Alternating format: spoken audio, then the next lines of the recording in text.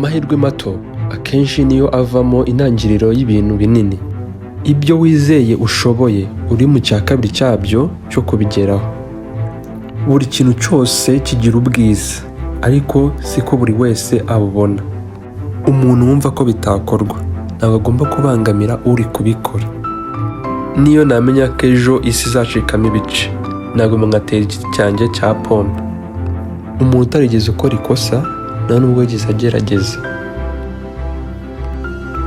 Gwa inshuro 7 ku ya 8 uhaguruke. Ibyishimo si ikintu kiri aho giteguye, ahubwo ibyishimo biva mu bikorwa byawe.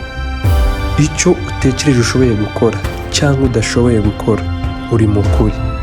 Igikorwa gishobora kutazana ibyishimo buri gihe, ariko ujye wibuka ko nta byishimo kitagira igikorwa.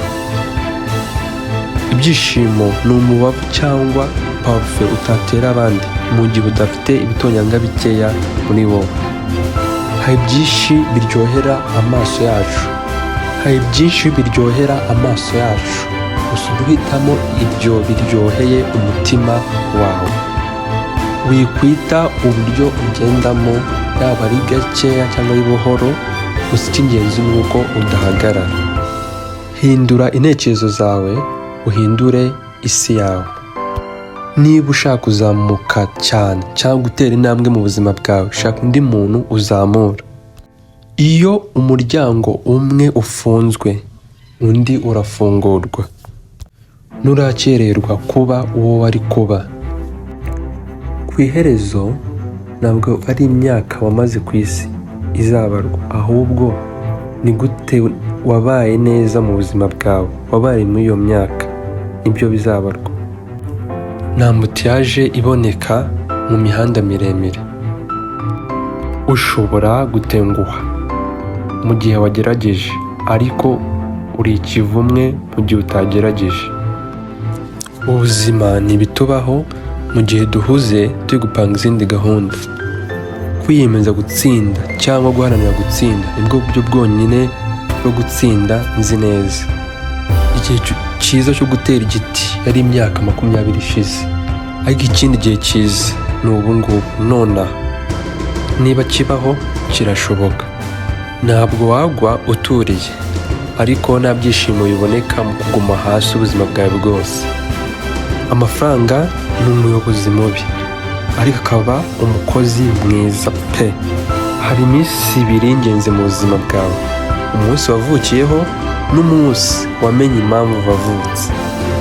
Ubumenyi n'icyizere ni ingabo zidatsindwa pe.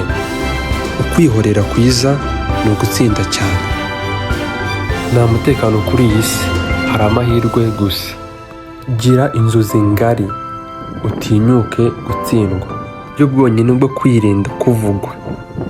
Wigira icyo uvuga, wigira icyo ukora, wigira icyo uba. Ibiri inyuma yacu n'ibiri imbere yacu ni bito ugereranyije n'ibiturimo indani. Gushyira umutima wawe, intekerezo zawe na roho yawe mu bikorwa bitoya, iryo ngiryo niryo banga ryo gutsinda. Fata umwanzuro, ubishyire mu bikorwa, urebe ibivamo, ubundi wicare wige. Umuntu ukurikiranye inkwavu 2 ngo azifate, nta na rumwe afata. Kora icyo ushoboye aho uri n'ibyo ufite. Umutwe wawe ni buri kimwe. Igihe nicyo cyerekana icyo usobanuye by'ukuri ku muntu. Bazagucira imanza uko byagenda kose, ba uwo ugomba kuba. Gushaka gutsinda udakora cyane bimeze nko gushaka gusarura aho utahinze. Nutareka abantu babi bakuvire mu buzima, uzigera ugira amahirwe yo guhura n'abeza. Ubwa mbere birababaza, ubundi bikagukomeza. Ibintu byose bibaye bingana, abantu bakundwa baratsinda, ariko ibintu byose bibaye bitangana, n'ubundi abantu bakundwa baraguma bagatsinda. Uburyo bwiza bwo gufasha abantu ni ukubona ibyiza muri bo. Itandukaniro riri hagati y'abakire n'abakene ni uko abakire bashora mbere amafaranga yabo bagakoresha asigaye, aho abakene bakoresha amafaranga yabo bagashora asigaye. Iyo umuntu ashize intekerezo ze ku mafaranga, bikomeza ibindi bintu akora mu buzima bwe. Nta kintu cyoroshye nko kuvuga amagambo. Nta n'ikigoye nko kuyubahiriza uko iminsi igenda iza. Niba hari icyo ushaka gukura mu munsi wawe, gira icyo ushyira mu munsi wawe. Abantu bazibagirwa byihuse uburyo wakozemo akazi, ariko bazibuka uburyo wagakozemo neza. Ikintu cy'ingenzi umubyeyi w'umupapa agomba gukorera abana be ni ugukunda mama wabo. Biragoye kugira umurava aka kanya mu gihe ubona ko nta cyizere cy'ejo hazaza. Amafaranga ntabwo ahindura abantu, ahubwo aberekana uko bari. Niba umuntu asanzwe ari umwirasi, agira umururumba, yikunda, amafaranga ibyo byose abishyira hanze. Wiharanira kuba umugabo w'intsinzi nyinshi kurusha kuba umugabo ugira agaciro, ufite agaciro. Niba wifuza kuba umuntu ufasha, witegereza ko ibyo winjiza bihinduka, ahubwo hindura umutima wawe. Nta kintu cy'ingenzi kurusha uyu munsi. Itware mu buryo ushaka kubamo. Vuba uzaba uburyo witwaraga. Nyereka inshuti zawe, nawe nzakwereka ejo hazaza hawe. Reba ibyiza mu bantu. Buri muntu wese agira icyiza muri we. Ubuzima buguha isuzuma bwa mbere, bukakwigisha nyuma. Ibihe bikomeye ntibitinda, ariko abantu bakomeye bo baratinda. Intambwe ya mbere yo gutsinda ni ukwizera ko ushobora gutsinda. Intsinzi yawe mu buzima igerwaho n'ibyo ukora buri munsi. Kwiyitaho ntabwo ari ukwikunda. Uburyo tubonamo ibintu bigira ingaruka uburyo dukoramo ibintu. Abo ngabo b'abasazi batekereza ko bashobora guhindura isi, abo ngabo kenshi na kenshi nibo babikora. Icyo ari cyo cyose waba uri kwiga, ukiga uri kugikora. Uburyo bwiza bushoboka bwo kwitegura ejo hazaza ni ugukoresha neza uyu munsi. Ubwato ntabwo burohama kubera ko amazi abukikije. Ubwato burohama kuko amazi yabwinjiyemo. Wituma ibintu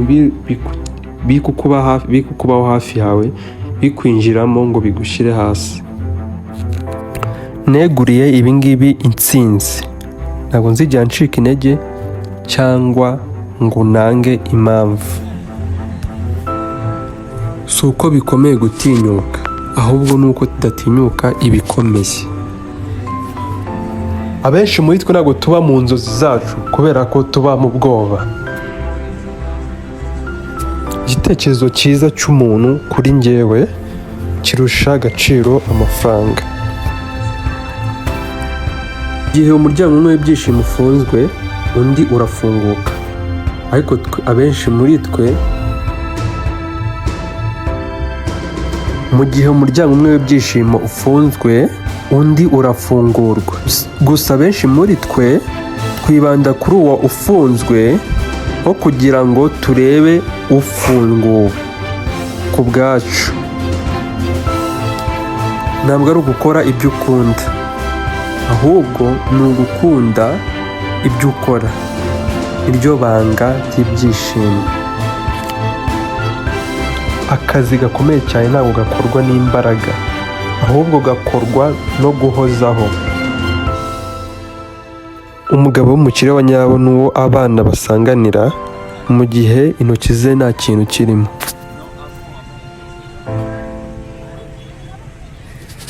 Gira ukwihangana. Ibintu byose biba bigoye mbere y'uko byoroha. Ikosa rya nyaryo ni rya rindi tutagira icyo twigiramo.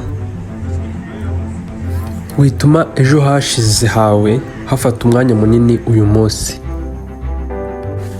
Ahashize hawe ni ahantu ho kwigira no gukurira, ntabwo ari aho kuba. Tujye twitondera abo twizera. Umunyu n'isukari birasa. Wowe tuzi, ibingibi wabiciyemo mbere, n'ibingibi uzongera ubicemo. Abantu benshi baragukunda, witinda kuri abo ngabo batagukunda. Ita ku mubiri wawe, ibuka ubuzima ni ubundi buryo bw'ubutunzi. Uyu munsi ni uw'ingenzi.